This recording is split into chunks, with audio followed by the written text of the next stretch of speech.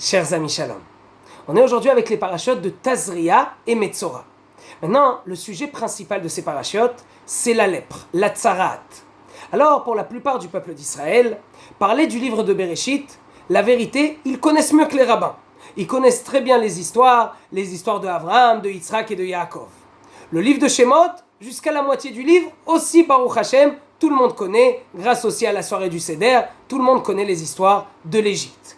Mais quand on arrive, et ça c'est sûr, au livre de Vaïkra, avec les sacrifices, avec la lèpre, ça devient quelque chose de difficile. Et aujourd'hui, on va essayer un petit peu de toucher, de connaître cette lèpre, surtout qu'il est écrit que de nos jours, et on va commencer en fait avec la fin. Des fois, commencer avec la fin, c'est le mieux. Aujourd'hui, Baruch Hashem, la lèpre n'existe plus. Ça fait déjà des années et des années que cette lèpre-là n'existe plus. La lèpre de la Torah n'existe plus. Mais quand même, le Chafetz Chaim nous enseigne que lorsque quelqu'un a des problèmes de subsistance ou des problèmes qu'il a chez lui, alors il faut qu'il comprenne un petit peu que c'est, entre guillemets, cette lèpre. Cette lèpre reste et il faudrait qu'on comprenne alors quel est le but de cette maladie. Alors on commence d'abord avec un monsieur, on va l'appeler Monsieur Dubois, ce sera plus facile pour notre histoire. Ce monsieur va parler de la médisance d'après la Gemara de Erin. Monsieur Dubois a parlé un dimanche de la médisance de quelqu'un d'autre. Maintenant, ce qui va se passer, c'est qu'il va aller dormir. Le lendemain, il va se lever, et voici que sur son bras, il va avoir une tache blanche. Comment ça marche exactement ? C'est un petit cercle. On parle ici d'un diamètre qui est vraiment tout petit. Et ce qui est intéressant, c'est qu'à l'intérieur, il n'y a rien, c'est vraiment tout vide, et à l'intérieur de cela, il y a 2 poils blancs qui vont sortir. Alors maintenant, quand il va voir ça, il a une mitzvah de la Torah d'appeler le Kohen. S'il ne le fait pas, il enfreint un interdit de la Torah. Alors qui c'est qu'il appelle ? Le Kohen. Pourquoi ? Il devrait plutôt appeler un dermatologue. Mais non, ici il faut comprendre que nous sommes avec une maladie qui est spirituelle. Ce n'est pas une maladie comme une lèpre comme on en connaît aujourd'hui. Jusqu'à aujourd'hui, il y a quelques endroits dans le monde, lo alenu velo ala fechad me'am Israël, où il y a ce qui s'appelle la lèpre. Il y a des centres où il y a là-bas la lèpre, des gens qui ont la lèpre. Mais ce n'est pas la lèpre de la Torah. La lèpre de la Torah, c'est une lèpre qui est spirituelle. Et cette lèpre-là, il y a une seule personne qui peut s'en occuper. C'est qui ? C'est le Kohen. Le Kohen va devoir même apprendre. C'est même un travail pour lui d'apprendre toutes les différences de lèpre. Et quand ce Kohen va arriver, alors là, il va y avoir 2 possibilités. La première, c'est que rapidement, quand il va voir cette tache, il va comprendre que c'est une lèpre. Attention, attention, il y a plusieurs noms. Dans la paracha, vous pourrez voir qu'il est écrit qu'il y a la Se'et, la Sapachat, la Ba'eret. Tout cela, ce sont des noms de lèpre. Et notre Kohen doit tous les connaître. C'est très important pour lui de connaître quelle est cette tsarat. Et quand il va voir que c'est une vraie tsarat, alors là, il va dire que ce Metzora, ce lépreux, est confirmé. Ça, c'est une lèpre. Automatiquement, qu'est-ce qui va se passer pour ce monsieur ? Dans ce cas-là, il doit faire maintenant plusieurs choses. La première, c'est de se mettre un tissu sur sa bouche et sur son nez. Un des commentateurs les plus importants que nous avons sur la Torah nous explique quelque chose de très important. Il nous dit voilà, cette lèpre passe de la bouche ou du nez à la personne d'en face. Et si c'est comme ça, il vaut mieux mettre un tissu sur la bouche et sur le nez. Petite parenthèse, vous avez déjà compris quelque chose ? On commence un petit peu à parler de quelque chose qu'on ne veut plus se rappeler, c'est peut-être le corona. Mais on va en parler par la suite. Pour l'instant, il doit mettre donc ce tissu sur la bouche et sur son nez. La deuxième chose qu'il doit faire, c'est qu'il doit se déchirer les vêtements. C'est une obligation pour lui. La troisième, c'est qu'il doit laisser pousser ses cheveux sur tout son corps. Il n'a plus le droit de se raser jusqu'à ce que cette lèpre va disparaître. Et là, qu'est-ce qu'il doit faire ? Il doit vite s'enfuir. Il doit s'enfuir de sa ville. Du temps qu'ils étaient dans le désert, il doit s'enfuir même des 3 camps. Du camp de la Shekhinah, des Lévi'im et de Israël. Il doit s'enfuir de tous ces camps-là pour rester après en quarantaine. Pourquoi c'est comme ça ? Parce que, à part le problème, comme on a dit, que ça peut se transmettre, il y a encore autre chose. Voici qu'en leur temps, il y avait ce qui s'appelle la pureté et l'impureté. Ce sont des lois spécifiques que ce qui s'appelle Taharot, que les Juifs devaient connaître. Et notre bonhomme, lorsqu'il va rentrer dans une maison, sans rien toucher, le fait qu'il va rentrer dans cette maison, automatiquement, il va faire passer son impureté. C'est incroyable. ça veut dire que la personne qui va rentrer après dans cette maison, automatiquement va recevoir cette impureté sur lui. Et donc lui aussi, il aura un process qui est très long, et donc on ne veut pas arriver à cela. S'il vous plaît, monsieur Dubois, sortez de nos camps, sortez de notre ville, pour pouvoir faire en sorte rapidement que cette histoire se termine. Il y a encore un autre problème qu'il a seulement, pas le seul, mais c'est un des seuls qui a ce problème-là. Si par exemple vous le prenez, et vous le mettez maintenant sur une grue, et vous allez la faire monter, et là vous avez maintenant 100 matelas. 100 matelas, ça c'est le premier, maintenant vous descendez, tout ça ce sont des matelas. Et lui il n'a touché aucun matelas d'en dessous. Mais maintenant vous le mettez sur le premier matelas d'en haut. Le 100e matelas, il est maintenant dessus et puis c'est tout. Automatiquement, tous les matelas d'en dessous vont devenir aussi impurs. Ça veut dire que ce n'est pas qu'une personne qui peut attraper son impureté, ce sont aussi des choses inertes. Donc vraiment, s'il vous plaît monsieur, sortez d'ici, vous nous faites des problèmes. Ça c'est le premier cas. Maintenant, il peut se passer aussi un cas où notre bonhomme va devoir attendre un petit peu moins. Comment ça marche? Alors avant ça, peut-être on va encore ajouter une petite phrase par rapport au Metzora confirmé. Alors le Metzora confirmé, maintenant qu'il est dehors, il va devoir attendre. Combien de temps? Le temps qu'il faut. Ça peut prendre un jour, ça peut prendre des jours, jusqu'à ce que ça disparaisse. Et quand ça va disparaître, alors là il va y avoir ce qui s'appelle un process, qui est le process de l'expiation à toute cette histoire. Il va devoir emmener ce qui s'appelle des corbanotes. Il va devoir aussi aller au mikvé. Il a plusieurs choses à faire. Par rapport à ces corbanotes-là, il faudrait bien approfondir la chose. Pourquoi? Parce qu'un de ces corbanotes, un de ces sacrifices, va être très spécial. Il va devoir emmener 2 oiseaux. Un oiseau, ce qu'on va faire avec, c'est qu'on va l'égorger.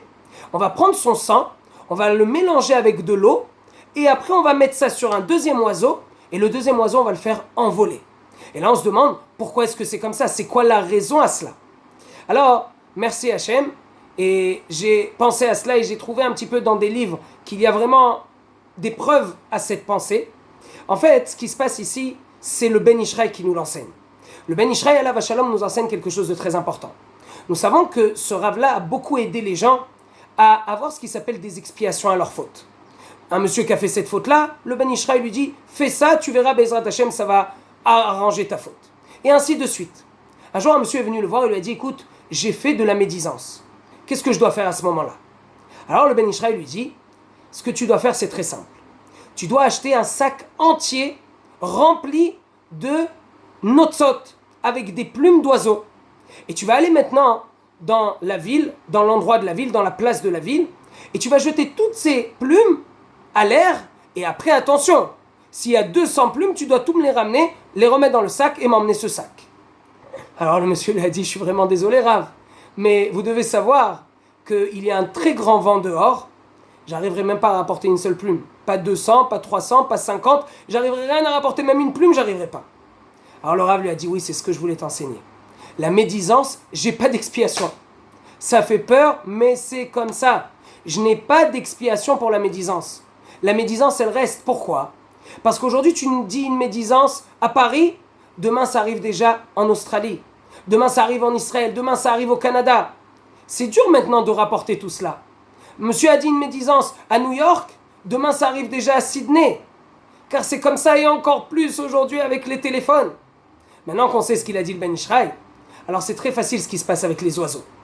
Le premier oiseau, qu'est-ce qu'on va faire avec? On va le tuer et on va faire sortir son sang. Pourquoi? Pour dire à ce monsieur, maintenant il est dans l'expiation, maintenant il doit s'arranger. Donc on lui dit comme ça, écoute-moi bien. Tu vas maintenant comprendre que tes mots peuvent tuer. Oui, on peut penser des fois que la médisance, c'est rien du tout, on parle sur l'autre et puis c'est tout. Non, c'est pas vrai. Surtout aujourd'hui en 2026, avec les réseaux sociaux, combien de cas qu'on a entendu de gens qui se suicident à cause de la médisance? Oui, les mots peuvent tuer. Et c'est ça ce qu'on fait avec le premier oiseau. Maintenant, on prend ce sang, on va le mettre sur le deuxième oiseau, et là, on va le faire s'envoler. Pour dire la chose suivante à ce monsieur. Tu vois maintenant ce sang, il peut peut-être même arriver à Sydney en Australie. Il peut peut-être même arriver à Hong Kong. Il peut même arriver maintenant au Canada. Il peut arriver de partout. Pour te dire que ça peut continuer ta médisance et donc, Chas Veshalom, faire encore de très graves choses là-bas. Et donc, s'il te plaît, la plaie de la tsarat, c'est une chose, mais surtout maintenant, apprends. Apprends pour le futur de ne pas retomber dans cela. Alors attention, quand même, on a dit qu'on mélange ce sang avec de l'eau. Pourquoi on fait ça? Pour quand même lui dire, tu veux quand même avoir un accessoire, un instrument qui va t'aider à ne pas retomber dans cela, à part tout ce qu'on a expliqué maintenant, l'eau, c'est la Torah. Prends la Torah avec toi et tu vas voir que grâce à cela, Bezrat Hashem, tu auras la force de ne pas retomber dans cette faute. Alors c'est à peu près ça quand on parle du Metzora confirmé, avec beaucoup de tous nos livres qu'on a trouvés dans les Midrashim, dans les Gemarot, dans les Mishnayot surtout. Et maintenant on va parler un tout petit peu du Metzora qui n'est pas confirmé, que celui-ci on va devoir attendre. Alors celui-ci, comment ça marche? Le Kohen arrive, c'est toujours la même chose, c'est lui qui vérifie, et là il n'est pas sûr. Là il regarde ce qui se passe chez ce monsieur, il dit écoute, je suis pas sûr que c'est une sarate, je suis pas sûr que c'est une plaie, que c'est vraiment une lèpre. Alors qu'est-ce que tu vas faire? Tu vas devoir aller en quarantaine aussi, donc par exemple pour le tissu, on va lui mettre, et tu vas devoir attendre 7 jours, et dans 7 jours je reviens. Et après il y aura encore 7 jours. D'ailleurs là vraiment il faut le dire, quand il y a eu le corona, beaucoup ont fait le parallèle avec la tsarat. Car vraiment, le monsieur peut attendre même 15 jours. On se rappelle vraiment du corona qu'il y avait ces 15 jours où les gens étaient en quarantaine. Et il y avait aussi cette histoire-là qu'il fallait faire attention avec les masques. Et donc, la corona, le corona, le fameux Covid, beaucoup avaient dit que c'est en rapport avec la médisance. En tout cas, ce monsieur va partir pendant 7 jours. Et là, il est écrit dans le verset, après 7 jours, le Kohen va venir pour vérifier. Ve'ine lo pasa negabaor. Là, qu'est-ce qui va se passer? Voici que le Kohen va dire quoi? Ve'ine. Ça veut dire quoi? Et voici. Et voici qu'en fait, c'est resté la même plaie. C'est quoi ce et voici? Le Baal HaTurim nous enseigne quelque chose d'incroyable. Et voici, où est-ce qu'on a trouvé ces mots-là? Ve'ine, chez l'histoire de Rachel et Léa. Yaakov s'est marié avec Rachel. Il se lève le lendemain, après la nuit de noces, et qui c'est qui voit? Et voici, c'est Léa. Ça veut dire qu'il était ébahi. C'est quelque chose de nouveau. Il ne s'attendait pas à cela. Donc qu'est-ce qu'on veut dire ici quand on utilise Ve'ine, nous dit le Baal HaTurim? C'est obligatoire que ça vienne nous dire quelque chose de nouveau, quelque chose qu'on ne s'y attendait pas. Et en fait, ça veut dire quoi? Ça veut dire qu'en fait, mon bonhomme, tu avais ici 7 jours pour faire tes chouvas. Car il faut comprendre qu'en fait, la lèpre, ou alors une chose qui ressemble à la lèpre, c'est surtout un message de Dieu. C'est un cadeau énorme d'Hachem. Pour dire à l'être humain, regarde, je te parle. Tu as fait une faute, j'aurais pu ne pas te parler. Hachem aurait pu faire en sorte que la personne ne puisse pas avoir l'expiation à ses fautes et arriver à 120 ans et Hazve Shalom sans prendre plein la tête.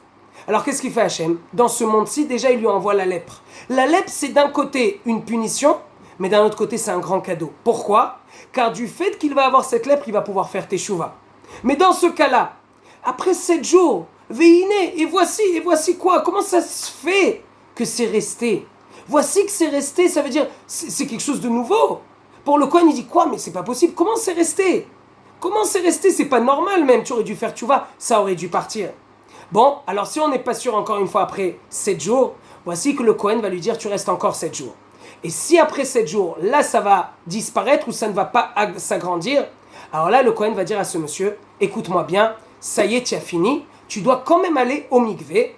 Le Or HaChaim HaKadosh explique que ce monsieur, c'est sûr qu'il a eu un petit rapport avec une lèpre. C'est pas la véritable lèpre, mais c'est certain qu'il a un petit rapport, et c'est pour cela qu'il doit aller au mikvé, mais après cela, par contre, il a terminé.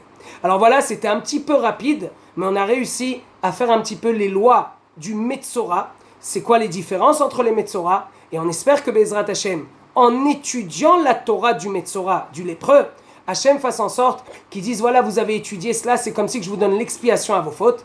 Et donc, si Dieu veut, qu'il nous emmène de très bonnes choses. Que des bonnes choses et que des bonnes nouvelles.